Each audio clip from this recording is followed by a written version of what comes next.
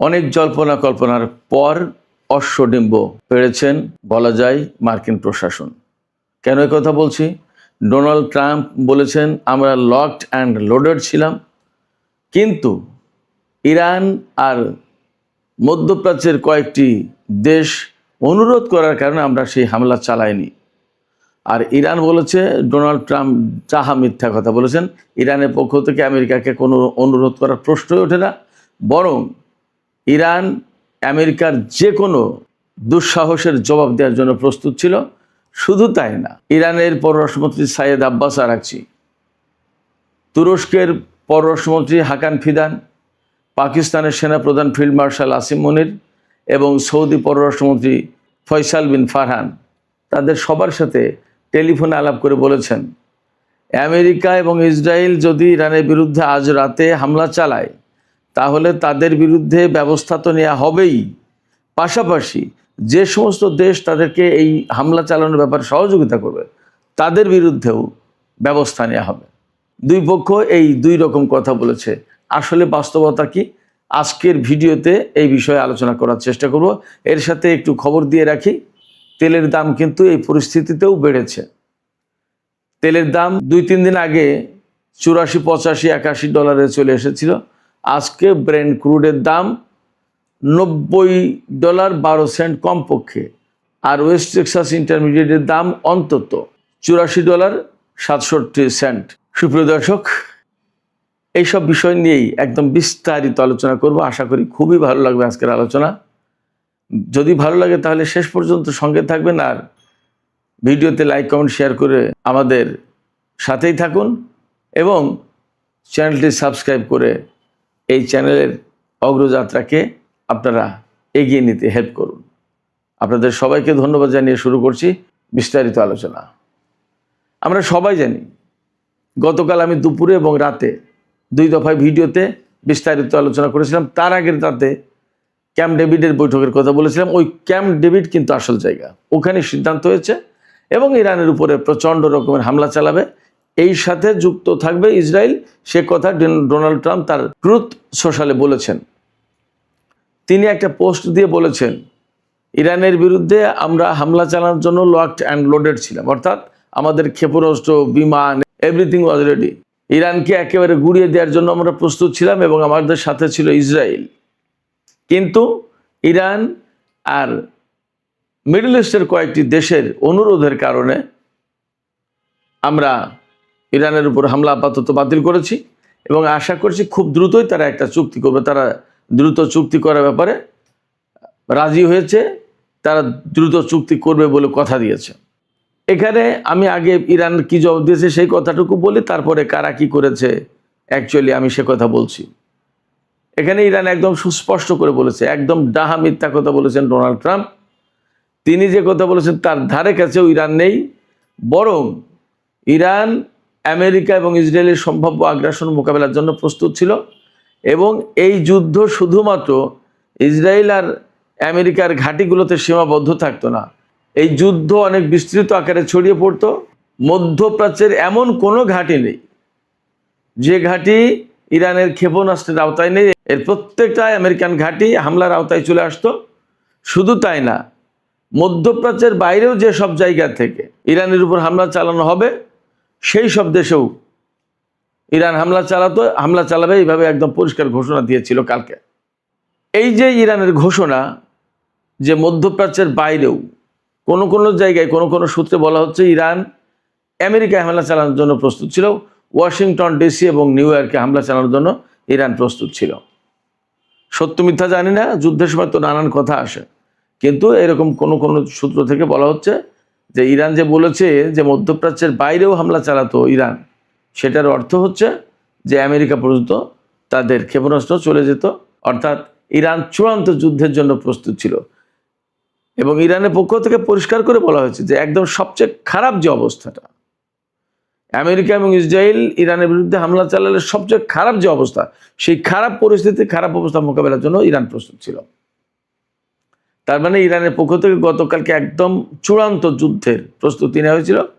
কোনো কোনো সূত্র থেকে বলা হচ্ছে অন্তত 500 হাইপারসনিক ক্ষেপণাস্ত্র রেডি করা ছিল এবং ইরানের পক্ষ থেকে বলাই হয়েছিল যে আমেরিকা যদি ইরানের উপর হামলা চালায় এবং ইরানের বিদ্যুৎ বা বিভিন্ন অবকাঠামোর উপর হামলা চালায়, তাহলে ইরান মধ্যপ্রাচ্যের মার্কিন এবং ইসরায়েল রিলেটেড যে সমস্ত গ্যাস এবং তেলের স্থাপনা, oil refinery, oil field, gas field এগুলো আছে সব একদম ভস্ম করে দিত। একদম এইভাবে বলা হয়েছে। কারণ ইরানের এখন সুবিধাটা কি? ইরানের সামনে কিন্তু এখন আর মার্কিন ঘাঁটি ধ্বংস করার প্রশ্ন খুব একটা নেই মধ্যপ্রাচ্যে। এখন তারা ইনফ্রাস্ট্রাকচার ধ্বংস করবে, ইরানও তাই করতো।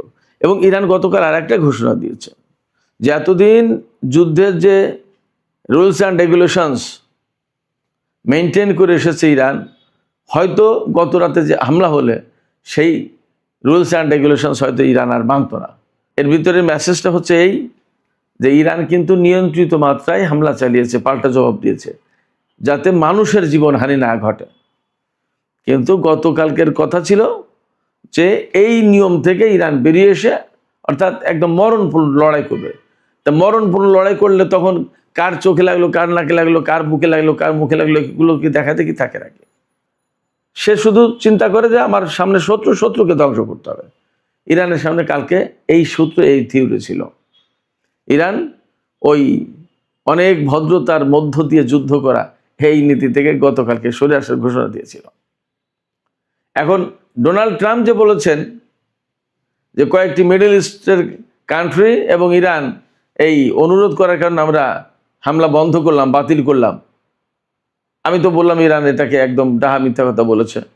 আর মিডল ইস্টের কয়েকটা কান্ট্রি বলতে একদম ক্লিয়ার তথ্য এসেছে, গণমাধ্যমগুলোতে খবর এসেছে যে সৌদি যুবরাজ মোহাম্মদ বিন সালমান মার্কিন প্রেসিডেন্ট ডোনাল্ড ট্রাম্পকে ফোন করেছিলেন যে আপনি আসলে কি করতে যাচ্ছেন, কি করবেন, পরিষ্কার করেন। তিনি অর্থাৎ মোহাম্মদ বিন সালমান MBS যিনি, তিনি ডোনাল্ড ট্রাম্পের কাছে উদ্বেগ প্রকাশ করেছেন। আমি এর আগেও বলেছি যে এই যে উদ্বেগ প্রকাশ করা, এই উদ্বেগ প্রকাশ করা মানেই বিরোধিতা করা।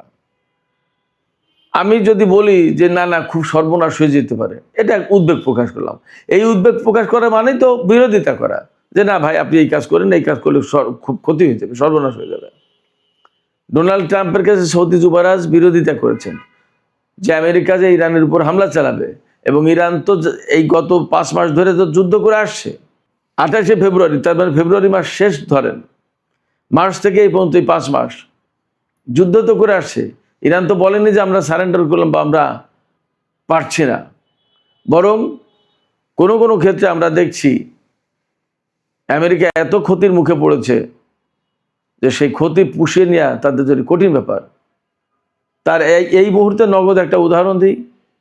আমেরিকান ইউরোপীয় যে কমান্ড, যেমন সেন্টকম, যেমন এরকম ইউরোপীয় একটা কমান্ড আছে। ইউরোপীয় কমান্ডের যে কমান্ডার জেনারেল অ্যালেক্সাস গ্রিনকোভিচ, তিনি বলেছেন মার্কিন প্রেসিডেন্টকে বা আমেরিকার পেন্টাগনকে, যুদ্ধ মন্ত্রণালয়কে বলেছেন যে ইউরোপীয় কমান্ডের পক্ষে এখন অ্যাট এ টাইম একসাথে আমেরিকা এবং ইসরায়েলকে নিরাপত্তা দেওয়া সম্ভব হচ্ছে না। আমাদেরকে বেছে নিতে হবে, হয় ইসরায়েলকে নিরাপত্তা দিতে হবে, না হয় আমেরিকাকে, কারণ আমাদের কাছে এত পরিমাণে অস্ত্র, যুদ্ধ সামগ্রী আর নেই। তিনি একদম পরিষ্কার করে বলেছেন ওই নিউজেই যে ইরানের সাথে যুদ্ধ করতে গিয়ে আমাদের অস্ত্র ভাণ্ডার এতটাই খালি হয়েছে যে এখন একসাথে দুই দিক নিরাপত্তা দেওয়া সম্ভব না। আমেরিকাকেও নিরাপত্তা দেওয়া সম্ভব না, ইসরায়েলকেও নিরাপত্তা দেওয়া সম্ভব না। অ্যাট এ টাইম এক সাইড দিতে পারি, হয় ইসরায়েলকে নইলে আমেরিকাকে। জেনারেল অ্যালেক্সাস গ্রিনকোভিচ তিনি আরও বলেছেন যে এই মুহূর্তে যদি দুই দিকেই যদি নিরাপত্তা নিশ্চিত করতে হয়, নিশ্চিত করা বলতে নিরাপত্তার দেখভাল, নিশ্চিত থাকবে কি থাকবে না তার কোনো নিশ্চয়তা আছে নাকি?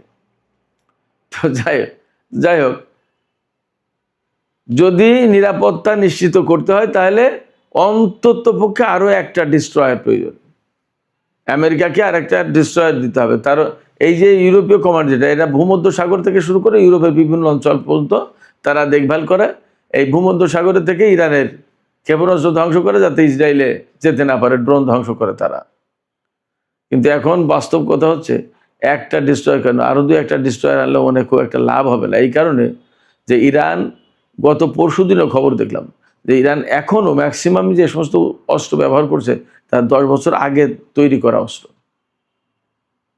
যুদ্ধের সময় হয়তো অনেক বাগাড়ম্বর, অনেকেই অনেক রকম বেশি কথা বলে, কিন্তু আমরা তো দেখতে পাচ্ছি ইরান বারবার জোর দিয়ে বলছে যে আমরা এখনো অনেক কিছু বের করিনি। কারণ কি? কারণ হচ্ছে ইরান জানে যে তাদের সামনে বড় যুদ্ধ অপেক্ষা করছে। এখানেই শেষ কথা নয়, ধীরে ধীরে স্টেপ বাই স্টেপ অত্যন্ত সুপরিকল্পিতভাবে ইরান এই যুদ্ধ চালিয়ে যাচ্ছে। তো যাই হোক, যে কথা বলছিলাম, সৌদি যুবরাজ ডোনাল্ড ট্রাম্পকে ওই কথা বলার পরে ডোনাল্ড ট্রাম্প থেমেছেন, কারণ তিনি জানেন যে মধ্যপ্রাচ্যের সমস্ত গ্যাস ফিল্ড, অয়েল ফিল্ড যদি শেষ হয়ে যায়, তো মধ্যপ্রাচ্যের জনগণ এই সমস্ত রাজা বাদশার বিরুদ্ধে খেপে যাবে, নাম্বার ওয়ান।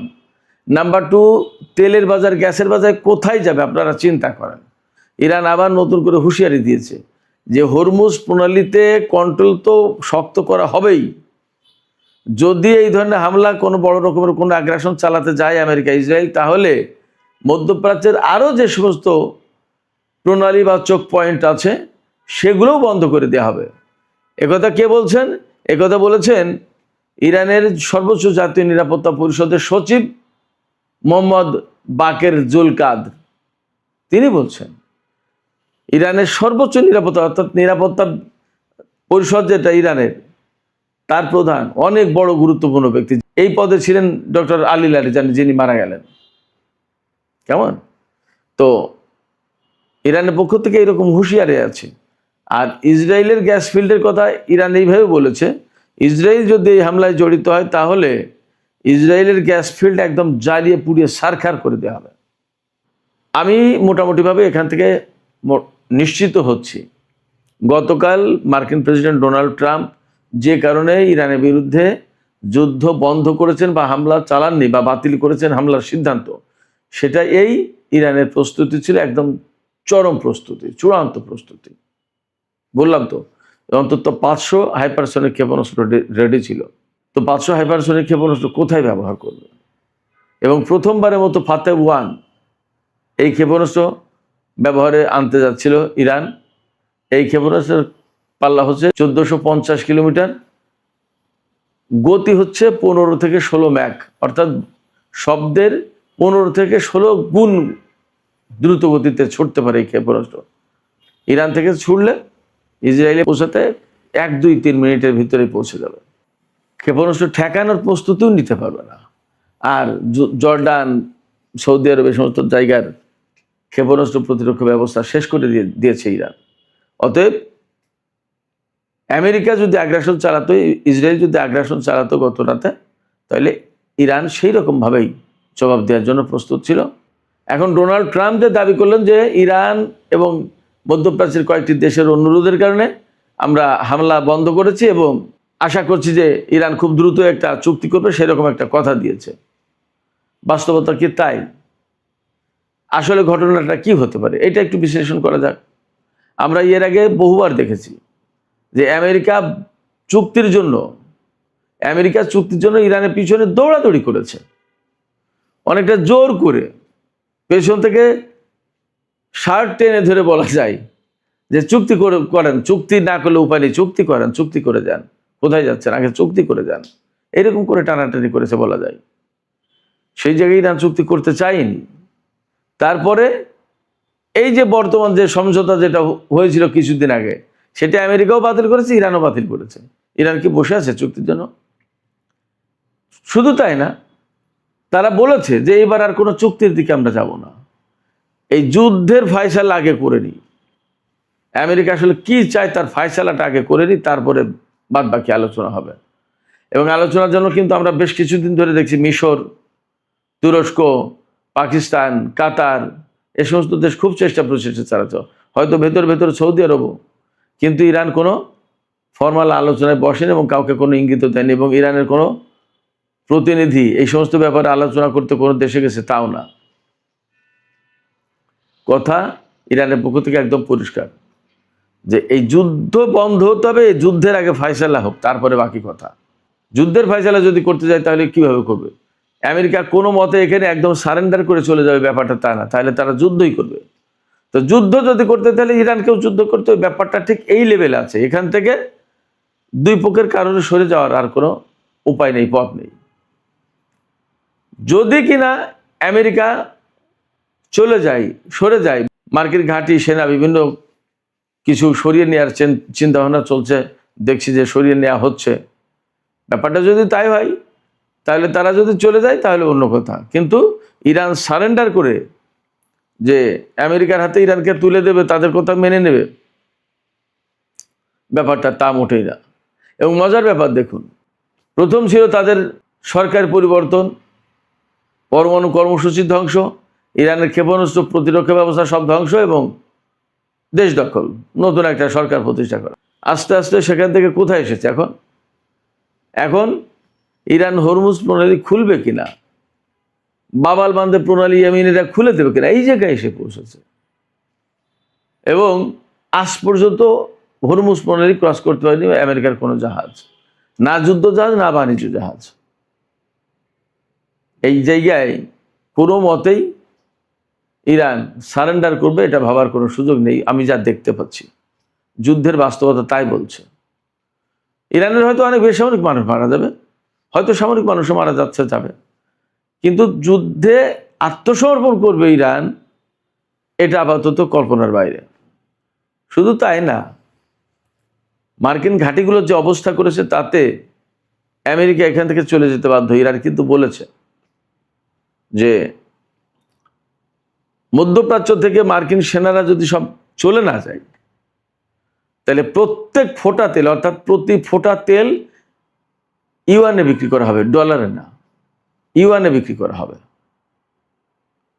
প্রতি ফোঁটা তেল ইউয়ানে বিক্রি করা হবে। চিন্তা করুন ইরানের হুমকিটা কি।